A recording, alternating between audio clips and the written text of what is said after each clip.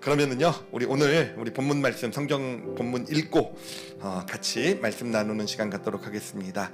오늘 말씀은 에베소서 1장 17절로 23절까지 말씀입니다. 신약 성경의 에베소서입니다. 에베소서 1장 17절로 23절까지입니다. 다 찾으셨으면 저와 한 목소리로 같이 읽겠습니다. 시작. 우리 주 예수 그리스도의 하나님 영광의 아버지께서 지혜와 계시의 영을 너희에게 주사 하나님을 알게 하시고 너희 마음의 눈을 밝히사 그의 부르심의 소망이 무엇이며 성도 안에서 그 기업의 영광의 풍성함이 무엇이며 그의 힘의 위력으로 역사하심을 따라 믿는 우리에게 베푸신 능력의 지극히 크심이 어떠한 것을 너희로 알게 하시기를 구하노라. 그의 능력이 그리스도 안에서 역사하사 죽은 자들 가운데서 다시 살리시고 하늘에서 자기의 오른편에 앉히사 모든 통치와 권세와 능력과 주권과 이 세상뿐 아니라 오는 세상에 일컫는 모든 이름 위에 뛰어나게 하시고 또 만물을 그의 발 아래 복종하게 하시고 그를 만물 위에 교회의 머리로 삼으셨느니라. 교회는 그의 몸이니 만물 안에서 만물을 충만하게 하시는 이에 충만함이니라. 아멘. 여러분, 예수님은 부활하셨습니다. 부활하셨기 때문에 우리가 사실 이 자리에 있는 거겠죠. 근데 부활하셨다라는 것은 단순히 죽었다가 그냥 살아나셨다라는 의미가 아니라 사실은 뭐 죽었다가 살아났다라고 주장하는 사람들은 꽤 많이 역사상 있었습니다. 그렇죠? 중요한 거는 예수님 십자가에 못 박혀 죽으셨지만 부활하셨고요. 부활하셔서 지금도 살아계시다라는 거. 지금도 살아계시다라는 게 사실 중요하죠. 그렇죠? 그것이 바로 영생인 것이고 우리는 예수님, 부활하신 예수님을 우리는 믿으며 그분을 경험하며 어떤 영생에 대한 소망, 믿음을 갖게 되는 거 아니겠습니까? 자, 그런데 여러분, 그러면요, 예수님이 지금도 살아계시면 예수님은 지금 어디에 계십니까? 어디에 계실까요? 성경에 보면 제자들 보는 앞에서 하늘로 올리셨다 이렇게 돼 있죠. 그렇죠? 하늘로 올리셔서 그럼 우주선 같이 타고 슉슉슉슉슉 해가지고 어디 저 멀리 어디 하늘에 도대체 하늘로 올리셨다라는 게 과연 어떤 의미일까라는 거죠. 어떤 의미일까? 자, 이 바울은요 에베소서 1장 20절에서요 우리가 오늘 읽은 본문 말씀인데 부활하신 예수님에 대해서 이렇게 기록을 하고 있습니다. 그의 능력이 그리스도 안에서 역사하사, 그러니까 그의 능력은 하나님의 능력이에요. 그러니까 예수 그리스도를 부활시킨 하나님의 그 능력이 그리스도 안에서 역사하사 죽은 자들 가운데서 예수님을 다시 살리시고요. 그리고 예수님이 지금 어디에 계시다고 정확하게 얘기하고 있습니까? 하늘에서 자기의 오른편에 앉히사라고요. 그러니까 하늘에 계신 거는 확실해요. 그렇죠? 근데 문제는 하늘이 어디일까라는 거죠. 하늘이 어디일까? 보통 우리는 그래서 예수님이 계신 하늘 하면은 뭔가 저기 하늘, 뭔가 어디 멀리, 그렇죠? 아니면 우주 바깥에 뭔가 다른 하늘, 천국, 이것을 사실 생각하는데 여러분, 이 바울이요 이 에베소서에서 놀라운 얘기를 하고 있어요. 예수님이 계신 하늘은 우리가 생각하는 천국 저 멀리 우주 바깥에 어디 저 멀리가 아니라 예수님이 부활하셔서 지금 계신 하늘은요 지금 우리가 살고 있는 여기라는 거예요. 지금 이 시간 예수님은 이 자리에 함께 계시다라는 겁니다. 자, 그런데 이 에베소서에서 아주 정확하게 얘기하는 게 뭐냐면은 예수님이 계신 그 하늘이라는 것은 지금 여기에 있는 건데 우리가 살아가고 있는 이 세상과는 차원이 다르다라는 거예요. 그래서 이 세상은요 우리가 물질로 이루어져 있죠. 이 세상은 우리 어떤 육신의 감각을 가지고 듣고 보고 만지고 하는 우리의 오감이나 또는 우리 어떤 정신세계의 정신작용을 가지고 우리가 인식할 수 있는 게 이 세상이라고 한다면 예수님이 계신 하늘이라는 곳은요 어디 멀리가 아니라 지금 이곳에 있는데 이 물질적 차원의 세계하고는 차원이 다른 소위 말하면 영적 차원의 세계에 지금 예수님은 계시다라는 겁니다. 예수님은 영적 차원의 세계, 그 영적 차원의 세계는 우리가 뭔가 우리의 육신의 감각이나 우리 어떤 이성의 어떤 그런 사고를 가지고는 인식할 수 없는 그런 세계지만 분명히 예수님은 아주 성경은 정확하게, 바울은 정확하게 예수님은 지금 이 자리에 우리와 함께하고 계시다고 얘기하고 있는 거예요. 근데 영적 차원의 세계, 하늘에서, 근데 하늘에서 오늘 말씀 보면은 뭐라고 돼 있냐면은 하나님께서 하늘에서 부활하신 예수님을 자기의 오른편에 앉히사라고 되어 있죠, 그렇죠? 예, 이 오른편이라는 것도 물론 많이 알고 계시겠지만 위치를 얘기하는 거 아닙니다. 하나님이 예수님과 33년 떨어져 계셨으니까 참 많이 보고 싶으셨을 거예요, 그렇죠? 예, 그래서 이제는 다시는 떨어지지 말자 우리, 뭐 이런 분위기. 그래서 넌 내 오른편에 꼭 있어야 돼. 예, 그래서 지금도 손잡고 계시는 줄 믿습니다. 아멘 하시면 안 돼요. 예, 그런 의미가 아니라 오른편이라는 것은요, 오른편, 오른손, 예, 강력한 힘을 나타내요. 권능을 나타내요. 그러니까 하나님의 오른편에 앉히셨다라는 것은 권능의 하나님이 되셨다라는 뜻이에요. 그래서 예수님은 영적 차원의 세계에서 권능의 하나님이 되셔서 우리가 본문 오늘 말씀에서 읽었듯이 만물을 발 아래 두시고 만물을 통치하고 계시는 분. 근데 우리가 살고 있는, 우리가 인식할 수 있는 이 어떤 이 세계가 아니라 바로 하늘에서, 그러니까 예수님은 하늘에서 영적 차원의 세계에서 지금 여기 있는 그 세계예요. 그렇지만 우리가 알 수 없는, 인식할 수 없는 그 세계에서, 그곳에서 바로 모든 만물을 통치하고 계시는 권능의 하나님이 되셨다라는 겁니다. 자, 그런데 이 바울은요, 계속해서 우리에게 아주 놀라운 얘기를 하고 있어요. 뭐냐면은 하나님의 어떤 놀라운 축복들, 능력들이 어떻게 우리에게 경험이 되는가라고 얘기할 때 에베소서 3장 10절에서 이렇게 얘기를 합니다. 3장 10절 우리 같이 한번 읽어보도록 할까요? 읽겠습니다. 시작. 이는 이제 교회로 말미암아 하늘에 있는 통치자들과 권세들에게 하나님의 각종 지혜를 알게 하려 하심이니. 자, 하나님의 각종 지혜를 알게 하려 하신대요. 나타내 보여주시겠대요. 근데 하나님의 각종 지혜는 어디를 통해 나타나냐면은 바로 교회를 통해 나타난다고 합니다. 교회. 근데 여기서 말하는 교회는 이 건물을 얘기하는 건 아니고요. 바울은 특히 교회라고 얘기할 때 우리 믿는 크리스찬들을 가리킵니다. 우리 크리스찬들의 어떤 모임을 가리켜요. 그래서 내 자신도 그렇고 내가 예수님을 믿고 구원받았다고 한다면 나를 성전이라고 얘기하시는 것이고, 우리 가정도 여기서 성경에서 말하는 교회일 수 있고요. 또 우리 지금 이와 같이 모여있는 바로 이것도 교회가 될 수 있는 거예요. 하여튼 교회를 통해서, 우리 믿는 자들을 통해서 하나님의 각종 지혜를 나타내게 되는데, 그런데 그 하나님의 각종 지혜가 나타나는 현장이 어디냐면은 하늘에서라고 되어 있습니다. 하늘에서. 그러니까 하나님의 놀라운 역사, 하나님의 놀라운 능력, 하나님의 각종 축복들, 이것들이요, 우리는요 그걸 어디서 찾습니까? 이 세상에서 찾잖아요, 그죠? 보이는 곳에서. 하나님의 축복이 어디 있을까? 하나님의 능력이 어디서 나타날까? 하나님의 일하심이 어디 있을까? 이렇게 찾는데, 아니요, 성경은 얘기하고 있는 겁니다. 하나님의 각종 지혜가 나타나는 곳은 어디라고요?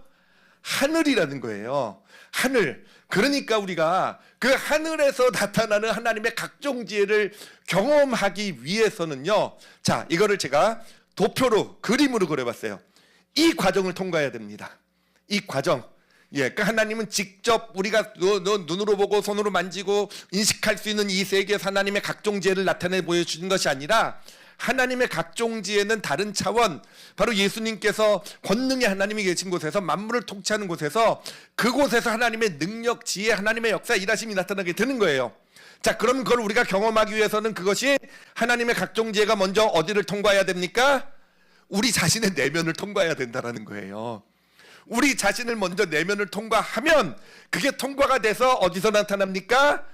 이 세상에서, 우리가 살고 있는, 우리가 인식할 수 있는 이 세상에서, 우리의 현실의 삶에서 하나님의 각종 지혜가 나타나게 된다는 것이죠. 자, 그러니 여러분, 하나님의 하늘에서 하나님께서 역사하시는 하나님의 각종 지혜를 누리기 위해서는요, 화면이 크니까 너무 좋네. 이쪽에서 해야 될지 저쪽에서 해야 될지 잘 모르겠는데 예, 좀 전에 이쪽에 있으니까 이쪽으로 갈게요. 그럼 성가대가 또 안 보이시나? 헤매게 되네요. 어찌됐든 하나님의 각종 지혜가 나타나기 위해서는 우리 인간의 내면을 통과를 해야 우리가 세상에서 그것을 누리게 되는데, 그러기 위해서는 어디에 문이 열려야 됩니까? 바로 여기에 문이 열려야 된다는 거예요. 여기. 그러니까 나와 내 내면과 하늘 사이에 문이 열려야, 요게 열려야, 제가 이렇게 두들겨도 이거 안 망가지는 거 맞죠? 예, 조심해야겠네요. 비싼 것 같은데.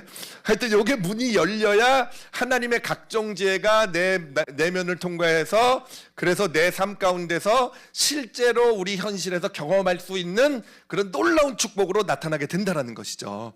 자, 그래서 오늘 우리가 함께 좀 알아볼 게 뭐냐면 저 문을 어떻게 여는가를 좀 알아보려고 해요. 저 문을 어떻게 여는가. 근데 그 문을 여는 방법을 찾기 위한 가장 좋은 법은 뭐겠습니까? 예수님이 어떻게 여셨는지를 알면 돼요. 그렇죠? 예수님은 이 땅에 오셨을 때 공생애를 사시는 동안에 예수님을 만난 사람들에게 예수님이 하시는 일이 뭐냐면은 바로 저 문을 열어주신 겁니다.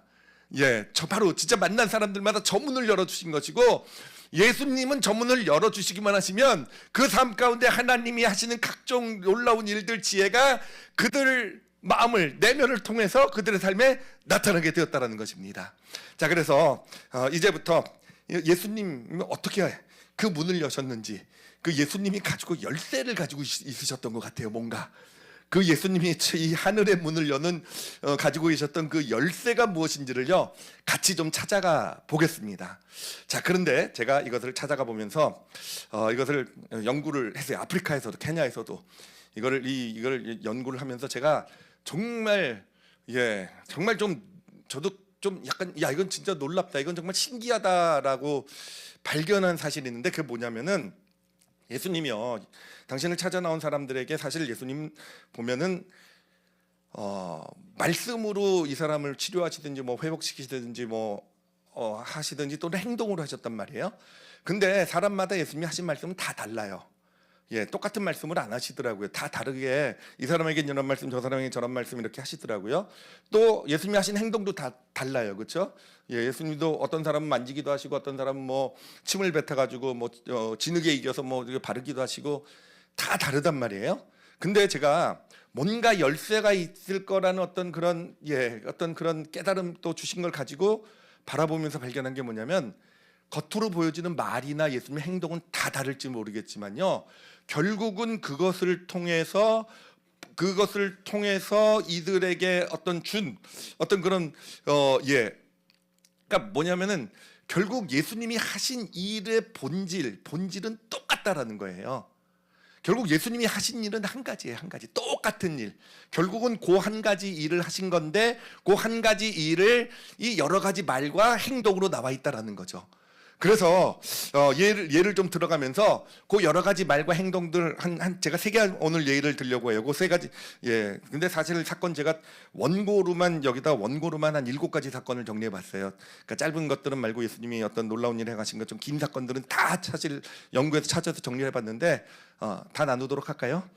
그럼 오늘 예배 한 4시간 정도 하시면 그래서 짧게 짧은 거 또 명확한 거 3가지만 골라가지고 뭔가 다 다르지만 결국은 한 가지 일을 하신 거예요. 한 가지 일. 고1 예수님이 하신 고1, 바로 천국 문을 여는 열쇠를 같이 한번 알아가 보도록 할게요. 자, 첫 번째는요, 일단 우리 성도들도 잘 아는 사건, 나병 환자를 깨끗게 하신 사건. 예, 그 사건 아마 다 잘 아실 겁니다. 그 사건을 좀 생각을 해보도록 하겠습니다. 나병 환자가 이제 예수님 앞에 나와서 이제 무릎을 꿇었어요, 그렇죠? 무릎을 꿇었을 때 이제 예수님께서 하신 것이 무엇이냐면은, 우리 성도들은 너무 잘 아실 거예요. 예수님께서는 무슨 말씀을 하시기 전에 먼저 가서 그 나병 환자의 몸을 만져주셨단 말이에요, 그렇죠? 몸을 만져주셨다는 것. 자, 그러면 여러분 왜 몸을 만져주셨을까라고 했을 때, 이 나병 환자가 예수님이 몸을 만져주셨을 때 그가 경험한 것이 무엇인가를 한번 생각을 해보세요. 예, 무엇인가인지 한번 생각을 해보세요. 자, 나병 환자가 뭔지 여러분 잘 아시죠, 그렇죠? 예, 특히 좀 저와 비슷한 세대 분들은 너무, 또 윗세대는 너무 잘 아실 거예요. 저 어린 시절에 저희 동네에서도 좀 가끔 좀 봤고요. 전염병이잖아요. 그리고 진짜 좀 끔찍하게 겉으로도 그 병이 나타나는, 그래서 하여튼 제 기억엔 그게 사실 그랬으면 안 되는데 진짜 철없던 시기였는데, 제가 보면요, 친구들과 같이 그 나병 환자 나타나면 돌을 던졌던 기억이 나요. 창피해요 지금 생각하면. 예, 그래도 오지 말라 그러고 저기 뭐 어쨌다 그러고 돌 던지고 막 이랬던 기억이 좀 나는데, 하여튼 나병 환자라고 하면은 전염병이고요. 또 성경적으로 보면 부정하다고 해가지고 하나님 앞에 나아가지 못하는 어떤 예, 그렇기 때문에 사실 나병이 걸리면 이제 격리를 하게 됩니다. 근데 격리를 하게 되는데 그 당시에는 이제 마을 바깥으로 내보내고 마을 안에 들어오지 못하게 하고 사람과 접촉 근처에 오지도 못하게 하는 어떤 그런 격리를 하게 되죠. 자, 그러면 여러분 그런 삶을 살아가는 그 나병이 걸린 사람들의 마음은 어땠을까라는 거 우리가 충분히 짐작할 수 있을 것 같아요. 특히 우리는 얼마 전에 이 코로나라는 걸 겪었기 때문에 격리가 뭔지를 알고 계시죠, 그렇죠? 예, 코로나가 걸렸을 때 격리. 그때 제 기억에도요, 저희 어머니께서 코로나를 걸리셨는데 이제 연세가 많으시니까 병원에 이렇게 격리 병동에 아예 혼자 들어가 계셨어요. 근데 들어가 계시고다가 나오시면서 하신 얘기가요, 그래요. 너무 외로웠다라는 거예요. 너무 아무도 가족도 만날 수 없는 그런 상황에서 거의 혼자 거기 있어야 되는 그 삶이 너무 외롭고 너무 고통스럽고 내가 이렇게 버림받나? 뭐 하여튼 이런 느낌을 가지셨다라는 겁니다. 자, 그런데 여러분 그래도 코로나는 한 1주, 2주 격리하면 치료받고 나오잖아요. 근데 나병은요, 그런 격리가 평생 계속된다고 생각을 해보세요. 그게 나병입니다. 자, 그러면 이 나병 환자의 마음 알겠죠, 그렇죠? 예, 가족들로부터도 버림받고 들어가지도 못하고 사람들은 가까이 오지 않고, 제가 보니까 그 당시에도 저 같은 사람이 있었던 것 같아요. 아이들은 그 나병 환자를 보면 돌을 던지고, 자, 그런 상황, 그렇게 세상으로부터 버림받은 거절받은 어떤 그런 삶이었는데 누구도 근처에 다가오지 않는 어떤 그런 삶에서 예수님이 갑자기 다가오셔서 자신의 몸을 만져주셨단 말이에요. 자신의 어떤 그런 더러운 몸, 부정한 몸을 같이 만져주시고 같이 부정해지셨단 말이에요. 여러분 그때 그가 경험한 게 뭐겠습니까? 그거 경험하지 않았겠습니까? 이분은 나의 아픔을 아시는구나를 경험하지 않았겠습니까?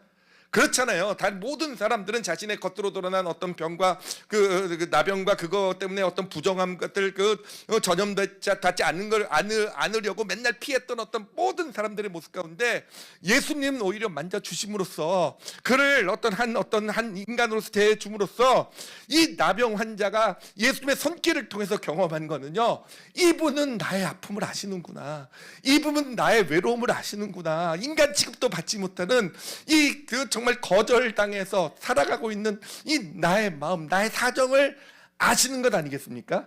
그가 그것을 경험한 거 아니겠습니까? 자, 이것을 예수님은요, 그 사람의 아픈 고통을 아신다. 이 손길을 통해서. 그러면 이거를 나병 환자의 입장에서 이거를 보면은요, 그가 경험한 것을 뭐라고 얘기할 수 있겠습니까?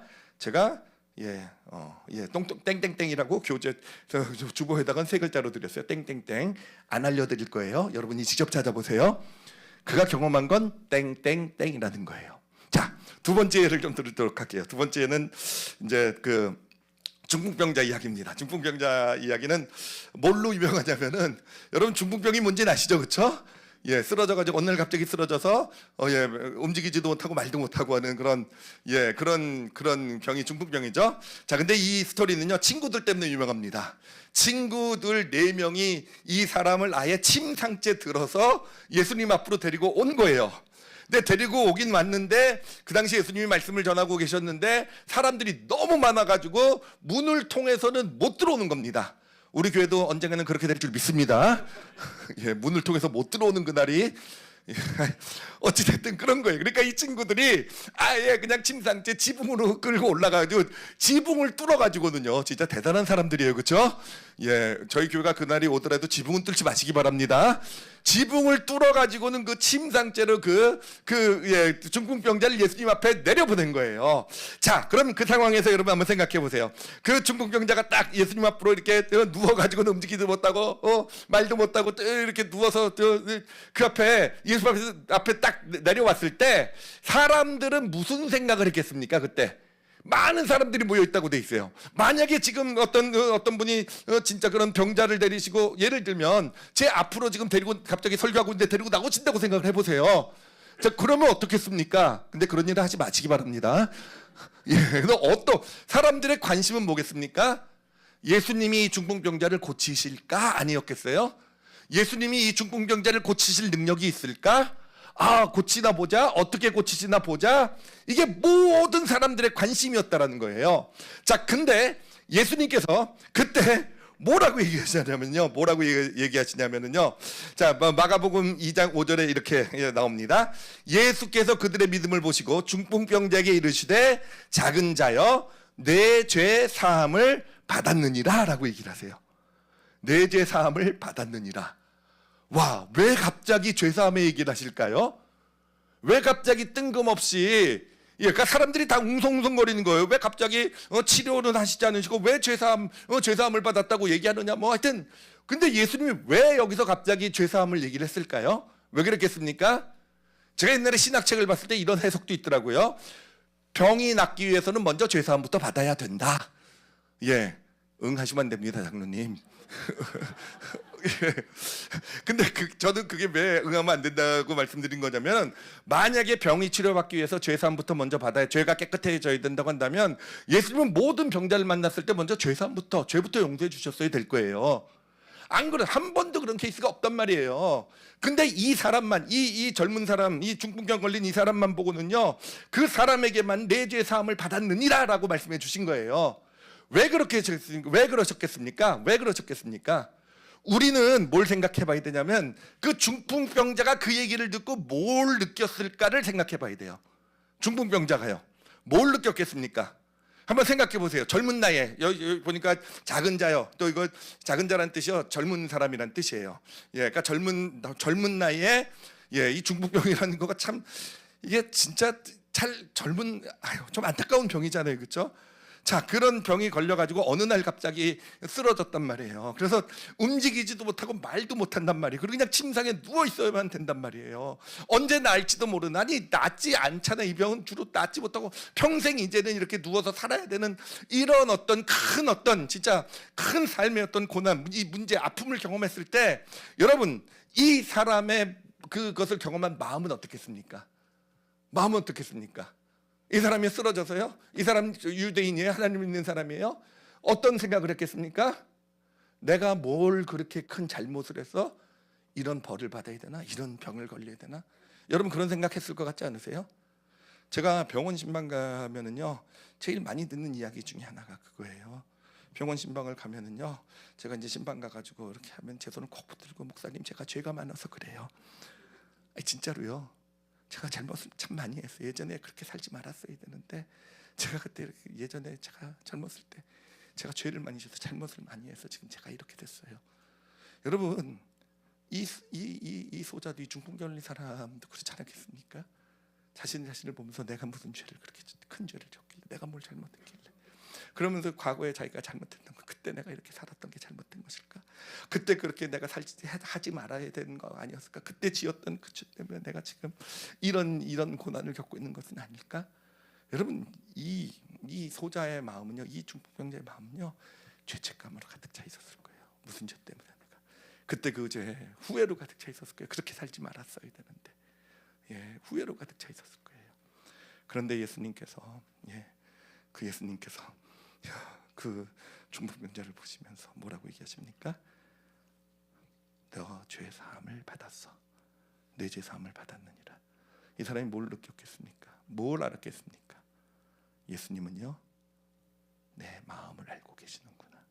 내가 지금 무엇 때문에 고통하고 있는지, 무엇 때문에 내가 후회하고 이렇게 힘들어하고 있는지, 예수님은 내 마음을 알고 계시는구나. 여러분, 그래요. 이 사람이 경험한 게 그겁니다. 그러면 이 사람의 입장, 중풍병자의 입장에서 그가 경험한 거 세 글자로 뭐겠습니까? 아직 답을 말하지 마시기 바랍니다. 세 번째 예화로 넘어가도록 할게요. 세 번째 예화, 여기도 명확하게 나타납니다. 이스라엘의 율법을 보면요, 한 여인이 이제 결혼을 하게 되면, 남자랑 결혼을 하게 되는데, 이제 결혼을 했는데 아이가 없이 남편이 죽잖아요. 그러면은 그 동생하고 결혼을 해야 되는 법이 있어요. 율법이요. 자, 그런데 그 율법에 따라서 이제 결국은 5번이나 결혼을 했어야만 했던 여인이 있었어요. 사마리아 여인이었는데, 결국은 이제 남편이 죽고, 두 번째 남편 동생도 결국은 아이 없이 죽고 해서 세 번째, 네 번째 해서 지금 이제 5번째 동생과 결혼했던 해서 살아가고 있는 한 여인이 있었어요. 자, 그 여인을 이제 예수님께서 사마리아를 지나가시다가 우물가에서 만나신 겁니다. 예, 우물가 늘 위험한 곳이죠, 그렇죠? 어찌됐든 설교다 자꾸 생각이 딴 데로 돌아가면 안 돼요. 예. 근데 우물가에서 만났는데 예수님이 여인을랑 이제 물을 달라고 대화를 시작하셨다가 예수님도 이 여인의 보시면 아셨겠죠, 그렇죠? 이 여인의 어떤 피곤하고 어떤 지친 삶의 모습을 보면서 예수님도 이 여인에게 뭔가 은혜를 주시고 싶으셨던 것 같아요. 그래서 물을 달라고 하시다가 예수님께서 거꾸로 내가 너에게 생수를 주겠다라고 말씀을 하십니다. 예, 그리고 그렇게까지 얘기하세요. 너가 내가 누군지를 알면 나에게 생수를 구할 것이고 내가 그것을 너에게 넘치게 부어주겠다. 너 지금 지치고 힘들지 않냐? 내가 너에게 생수의 강의 은혜를 부어주겠다라고 예수님 말씀하십니다.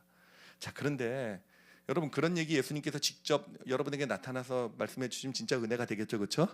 예, 저 같은 경우는 당장 예수님 주세요 그리고 그냥 벌컥벌컥 맞을 것 같은데, 이 여인은요 굉장히 시큰둥하게 대답을 해요. 좀 실없는 사람이라고 예수님을 생각했을지도 모르겠어요. 갑자기 나와서 본인도 지쳐서 예수님도 힘들어서 있고 물들 그릇도 없는 사람이 자기가 무슨 물 주겠다, 생수 주겠다, 너 내가 누군지 아냐, 뭐 이거 내가 누군지 아냐, 이런 사람 치고 대단한 사람 없죠, 예수님 빼고. 하여튼 그러니까 진짜 시큰둥하게 반응을 해요, 진짜. 예. 그런데 예수님께서요 이제 갑자기 이렇게 얘기를 하십니다. 가서 남편 데리고 와라, 이렇게 얘기를 합니다. 자, 이때 남편을 데리고 오라고 얘기할 때 이 여인이 뭐라고 대답을 하냐면요,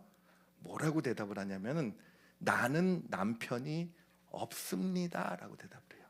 나는 남편이 없습니다라고 대답을 합니다. 여러분, 이거 진짜입니까, 가짜입니까? 참말이에요, 거짓말이에요? 100% 거짓말이죠. 왜 남편이 없어요? 왜 남편이 없습니까? 5 남편이 있어, 네 남편이 죽었다 그래도 지금 결혼해서 살고 있는 그 사람도 법적으로 남편이고요. 결혼해 살고 있는 거잖아요. 근데 거짓말한 거잖아요. 예수님 앞에서 난 남편이 없습니다라고 대답을 해요. 그런데 그 대답에 대해서 예수님이요 아주 놀라운 얘기를 하세요. 뭐라고 얘기하면요, 요한복음 4장 18절에 이렇게 하십니다. 너에게 남편 5이 있었고 지금 있는 자도 내 남편이 아니니 내 말이 참되도다라고 얘기를 해요. 그러니까 예수님이요 알고 계셨던 겁니다. 제가 볼 때 미리 뭐 호구조사를 좀 하셨는지 알고 계셨던 거예요. 이 여인이 남편이 5이나 있었다라는 거. 그래서 내 남편이 지금 5번째 남편이랑 살고 있다는 것도 알고 계셨는데, 알고 계신 예수님이요 내가 지금 남편이 없다고 하는 내 말이 뭐라고요? 참되다라고 얘기하고 계신 거예요. 내 말이 옳다라고 얘기하고 계신 겁니다.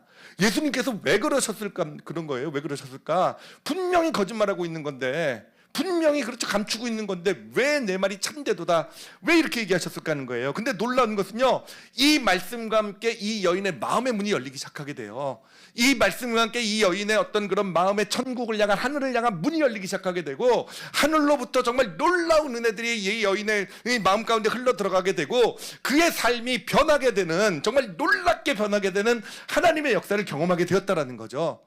도대체 왜 그랬을까? 도대체 예수님의 이 내 말이 참되도다라는 이게 도대체 이 여인에게는, 우리가 볼 때는 이게 거짓말인데 예수님이 이걸 참된다고 그냥 잘못 얘기하신 건데, 근데 이 여인에게는 이게 하늘 문을 여는 말씀이 되었단 말입니다. 왜 그런 일이 일어났을까라는 거예요.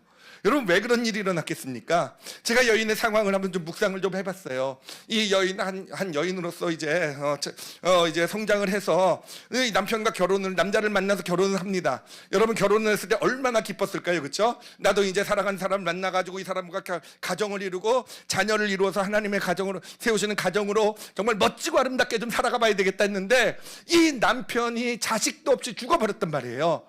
얼마나 마음이 고통스럽고 힘들었겠습니까? 그래도 또 하나님 말씀에 따라서 순종해서 그 동생과 결혼을 합니다. 아마 또 꿈을 꿨을지도 모르겠어요. 그래서 이 2번째 동생하고는 내가 그래도 하나님께서 허락하신 이 결혼 가운데서 또 자녀를 얻고 가정을 이루어서 내가 좀 행복하게 잘 살아야겠다. 근데 여러분, 어떻게 됩니까? 또 2번째 동생도 죽는 겁니다.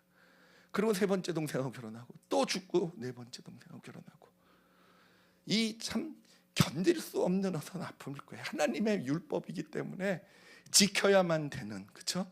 지켜야만 되는 어떤 그런 것들. 그래서 그 율법에 따라 하나님 말씀대로 결혼을 하고 살아가고 있지만, 여러분, 그 여인의 마음이요 어땠을 것 같으세요? 저는 두 번째, 세 번째, 네 번째 이 남편과 결혼을 하면서요 그렇게 다짐했을 것 같지 않습니까? 예, 내가 더 이상 남편에 대한 소망을 가질 수 없다라는 거. 이 사람을 또 남편으로서 내가 기대하게 되면 또 이런 불행을 당하게 되면 나는 견딜 수 없을 것이다. 그래서 어느샌가 자기 마음에다가 누구한테도 얘기할 수 없었겠지만 자기 스스로의 마음에 나는 남편이 없다. 난 남편이 없다. 여러분 그래야 살아낼 수 있으니까. 그래야 내가 하나님 말씀 순종하고 그래도 말씀 순종해야 되니까. 그래도 살아내기 위해서는 스스로에게 그렇게 다짐을 하고 살아온 것이 아니었겠습니까? 그렇기 때문에 예수님께서 남편을 데리고 와라 했을 때 자신도 모르게 그렇게 마음에 다짐을 하고 살아왔던 그 자신의 그 속마음이요 그냥 자신도 모르게 나온 거 저에겐 남편이 없습니다. 근데 예수님께서요 그 사실을 아시면서도요 내 말이 참되도다라고 얘기했을 때 그건 뭡니까? 이 여인은요 이 예수님은요 그 여인의 아픔을 인정해 주신 거잖아요. 그렇죠? 내가 남편이 다섯이나 있지만 그래 난 네 아픔을 안다, 네 고통을 안다. 이 남편 같이 살고 있는 남편을 남편이라고 말하면서 그렇게 생각하면서 살아갈 수 없는 네 삶의 고통을 안다. 그 하나님의 말씀의 율법의 짐을 지고 가느냐고 얼마나 네가 힘들고 지금 고통하고 있는지 내가 안다. 여러분 예수님께서 하신 일은 다른 게 아니에요. 이 여인 예수님은요, 이 여인은요 뭘 경험하니까 저분은 아시는구나. 그 동네 사람들도 함께 지낸 사람들도 아무도 몰랐어요. 그냥 믿음 좋은 여자. 저렇게 힘든데도 와 저렇게 남편을 5번째까지 그래도 묵묵히 결혼하면서 어떻게든 말씀대로 살아가려고는 믿음 좋은 여자 이렇게 생각했을 거예요. 모두가 다. 그 안에 감춰진 고민, 고통, 아픔, 아닌 척하고 살아갔던 그 모습. 그런데 예수님이 어느 날 뜬금없이 유대인 한 남자가 나타나가지고는 갑자기 실없이 뭐 물이나 생수 준다 어쩐다 그러더니 갑자기 자기 아픔을 인정해 준 겁니다. 알아준 거예요.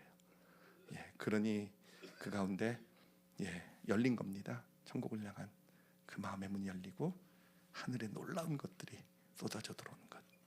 자, 이 여인이 경험한 것을 세 글자로 뭐라고 할 수 있겠습니까? 자, 이제 답이 나온 것 같아요, 그렇죠? 한번 답을 한번 맞춰 보시기 바랍니다. 결국 예수님께서 하신 일은요 다 달라요. 다 말도 다르고 행동도 다르고 다 다른데 한 단어로 정리할 수 있어요. 뭐라고 하냐면 예수님이 하신 일은 뭐냐면요 바로 알려짐이란 걸 하신 거예요. 알려짐. 이건 정말 예외 없는 특징, 예외 없이 예수님이 하신 일이에요.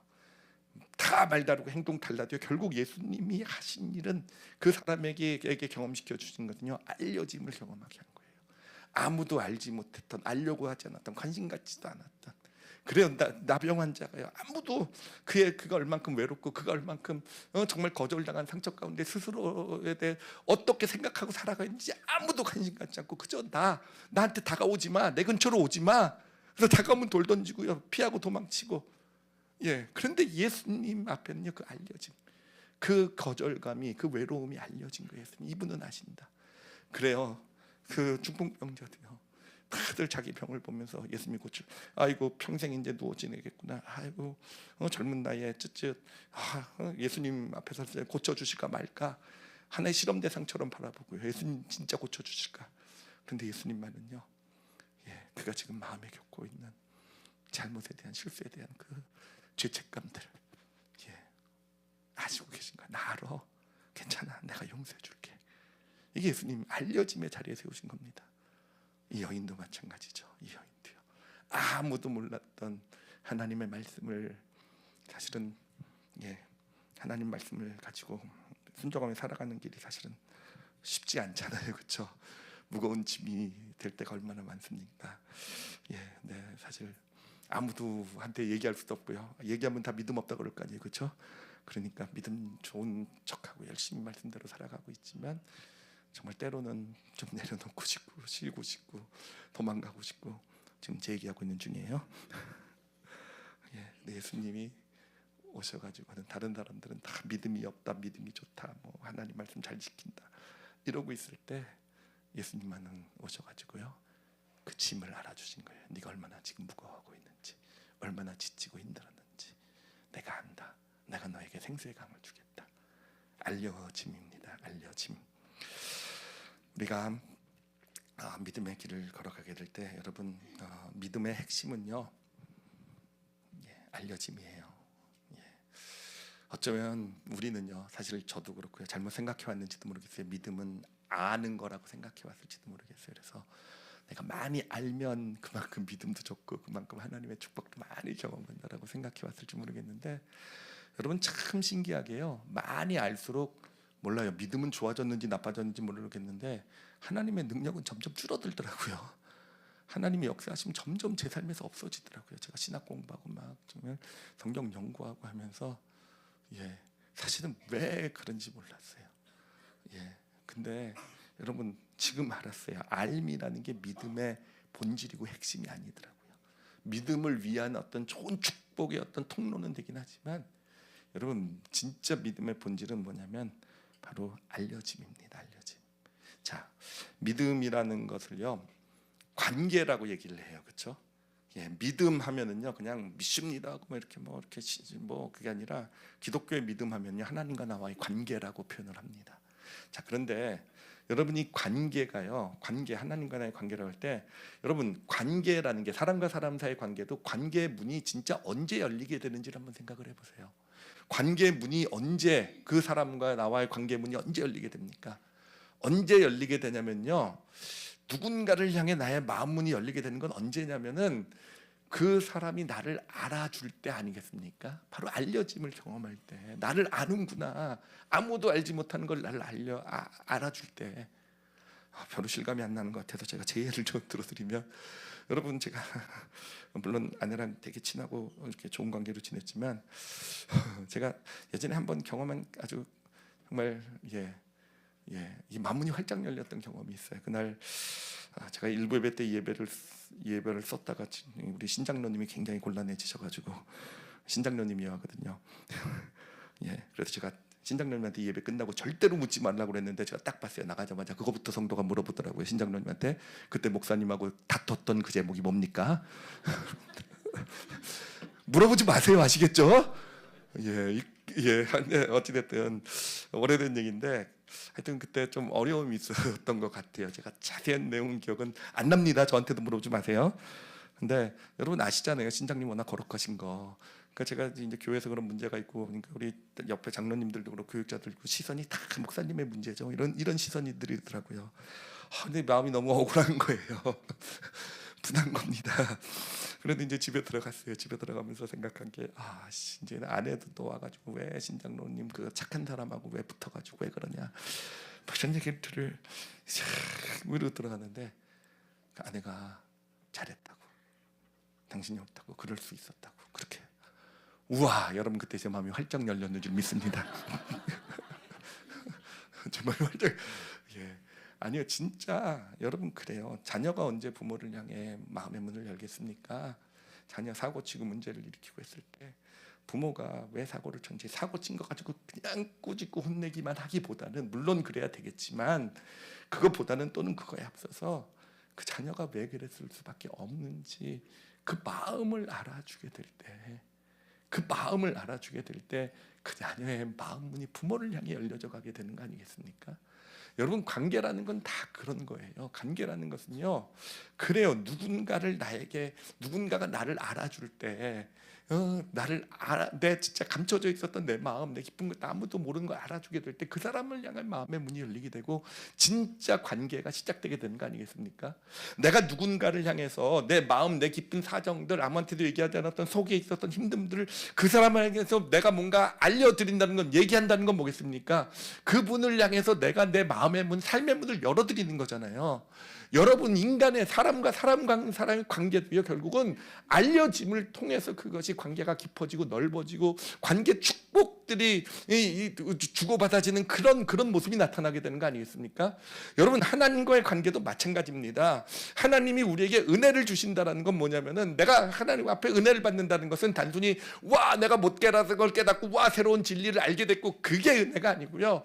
하나님 앞에 섰는데 말씀을 듣다 보니까, 찬양을 하다 보니까, 기도를 하다 보니까 하나님이 나를 아시는 거예요. 말씀을 듣다 보니까 나도 잘 몰랐던 내 사정, 내 아픔 하나님은 아시고 그걸 받아주시는 거예요. 여러분, 그게 은혜 아니겠습니까?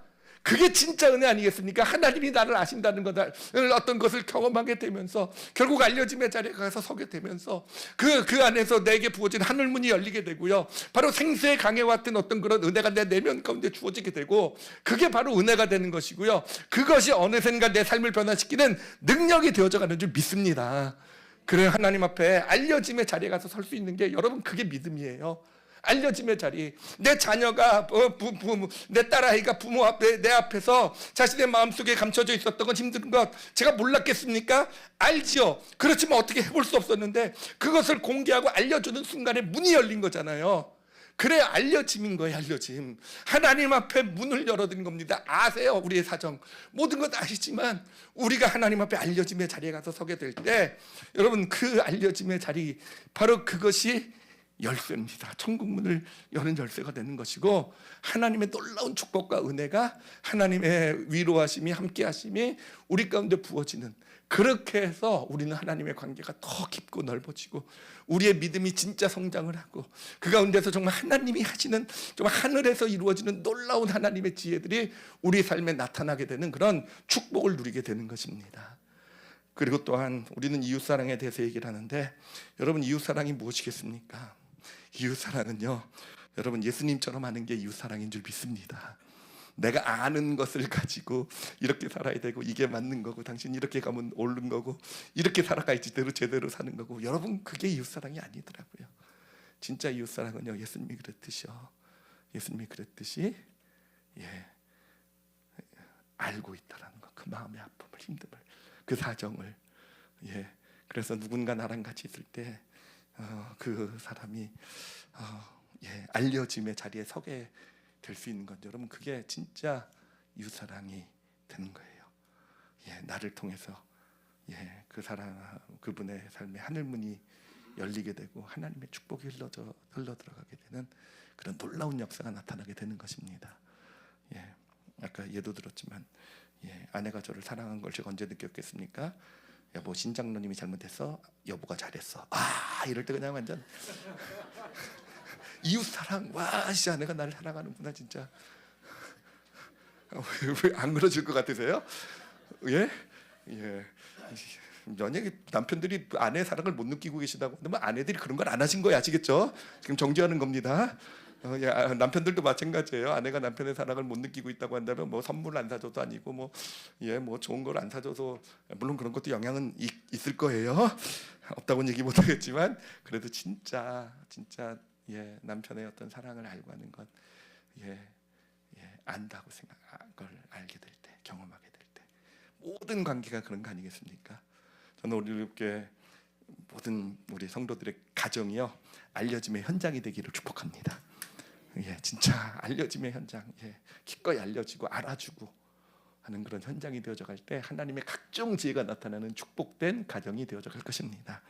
그리고 우리 올리브교회가요, 이 교회가 알려짐의 자리가 되었으면 좋겠어요. 각각 모임마다 알려짐의 자리가 되어져 가게 될 때, 하나님의 하늘문이 열리고 각종 지혜가 우리 속으로 또 모임들 가운데 부어지고, 그래서 교회 모임들을 통해서 정말 삶이 변하고 놀라운 축복이 나타나는 하나님의 역사가 나타나게 될 것입니다. 오늘은 부활절이고요, 예수님 부활하셔서요, 지금 영적 차원에서 하늘에 계셔서 그곳에 만물을 다스리고 계시는 줄 믿습니다. 그런데 여러분, 그 예수님이 우리와 관계가 있는 이유는 뭐냐면은, 그 예수님이 십자가를 지셨기 때문에 그래요. 십자가를 지셨다는 건 뭐겠습니까? 그분은 우리의 아픔과 고통을 다 알고 아신다는 거예요. 십자가라는 건 우리 인류의 모든 나의 죄와 고통과 문제와 내 실수, 잘못, 연약함을 예수님이 다 자기가 스스로 담으셔서 겪으셨다는 거잖아요. 여러분, 그래서 십자가를 지셨기 때문에, 지신 예수님을 보면서 우리는요, 알려짐을 경험하는 겁니다. 그 앞에 서게 될 때 예수님은 아시다라는 거. 예수님은 이미 아시고, 이미 그냥 머리로만 하시는 게 아니라 스스로 내가 지금 겪고 있는 아픔들, 고통들 예수님 스스로 다 겪으신 거예요. 그래서 그 앞에 서게 될 때 예수님은 내가 너를 안다라고, 내가 너의 아픔을 안다. 그 예수님의 위로, 그 예수님의 사랑이요, 진짜가 되는 거예요. 그리고 그 사랑이 있기 때문에 우리는 지금 그분이, 근데 나를 아시는 분이 누구십니까? 나를 아시는 분이 권능의 하나님이신 거예요. 온 만물을 통치하시는. 여러분 그게 진짜 부활의 축복이고 능력임을 믿습니다. 그래서 이 알려짐의 자리에 가서 늘 서실 줄 아시는, 그리고 그 알려짐을 가지고 우리 이웃을 사랑하실 줄 아시는 우리 올리브교회 성도들이 되시기를 예수님의 이름으로 축복합니다. 기도하겠습니다. 이 시간 기도하실 때요, 여러분 그 아신다라는 단어만 좀 한번 마음에 좀 새겨보세요. 아신다. 한번 좀 이 시간 생각해 보세요. 마음에 담아 보세요. 아신다고요. 하나님 얘기하시는 거예요. 안다고. 내가 너의 아픔과 너의 사정, 지금 내 마음에 품고 있는 어떤 그런 마음의 힘듦, 네가 지고 가고 있는 그 짐, 아신다고 하십니다. 아신다고. 아무한테도 얘기하지 못했던, 사실 나 자신도 그냥 꾹꾹 눌러두고 그냥 괜찮은 척하고 살아왔던 그런 모든 내 마음 내 사정, 이 시간 십자가를 지신 예수님, 그리고 십자가를 뚫고 부활하신 권능의 하나님이신 예수님이요, 아신다라고 얘기하는 거예요. 나도 겪었다라고 얘기하시는 거예요. 내가 함께 겪고 있다라고 얘기하고 계신 거예요. 여러분,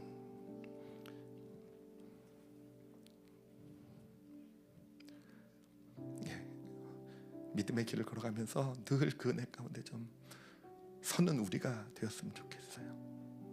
하나님 앞에 나올 때 하나님은 아신다라는 거, 그리고 하나님 원하시는 거 뭐겠습니까? 알고 있으니까 내가 다 받아줄 거니까 알려달라는 거예요. 좀 알려달라. 나를 향해 좀 문을 좀 열어달라. 우리는 어쩌면 문이요, 그 문을 여는 키가 하나님 쪽에 있다고 착각하고 있는지도 몰라요. 하나님이 열어주셔서 하나님은 대기하고 준비하고 계시는 거더라고요. 우리가 문을 열어야 돼요. 알려짐의 자리, 다 알고 계신 하나님이시. 그 문을 열게 될 때 우리를 아시는 하나님의 그 놀라운 은혜와 사랑이 우리 영혼에 부어지게 될 것이고요, 그것이 흘러넘쳐서 우리 삶을 현실을 변화시키는 능력이 되어져 가는 것입니다.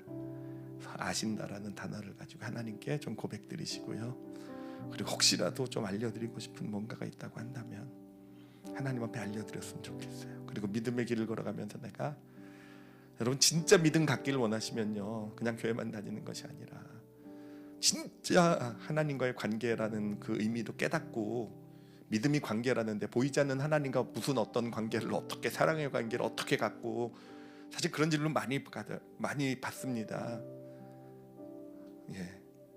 근데 여러분 어떻게 하는지는요, 사실 간단해요. 알려짐의 자리입니다. 그 자리에 가서 서면은요, 진짜 보이지 않는 하나님하고요 인격적인 관계를 갖게 돼요. 그분의 사랑을 알게 되고, 나도 그분을 사랑하게 되고, 진짜 믿고 신뢰하게 되고, 그런 믿음의 길을 가기를 원합니다. 가겠습니다 고백 드리셨으면 좋겠고요, 그리고 진짜로 좀 다짐 한번 마음에 좀 담았으면 좋겠어요. 우리가 진짜 중요한 건요, 누군가 같이 함께 하는 지낼 때요, 내가 아는 게 중요한 게 아니에요. 그 사람에 대해서 그 사람이 기꺼이 알려짐을 경험할 수 있는 예수님의 모습이요, 사람을 대할 때 나에게 나타나는 거. 예수님 자신이 아는 거 가지고 얘기하지 않으셨단 말이에요. 그건 종교 지도자들이나 해가지고 그게 다 상처가 되고 깨고 무너뜨렸잖아요. 예수님은요, 알려짐을 경험시켜 주셨어요. 알려짐을, 그 아픈 마음을요 기꺼이. 우리도 내 아내가, 남편이, 자녀가, 부모님이, 이웃이, 성도들이 기꺼이 나와 함께 할 때 알려짐을 경험할 수 있는 그런 사람이 되게 될 때, 진짜 그것이 우리 크리스찬들의 이웃 사랑의 모습이 되어져 가는 줄 믿습니다. 우리 다 같이 오늘 말씀 가지고요, 우리 자신을 위해서 우리 함께 통성으로 기도하시겠습니다.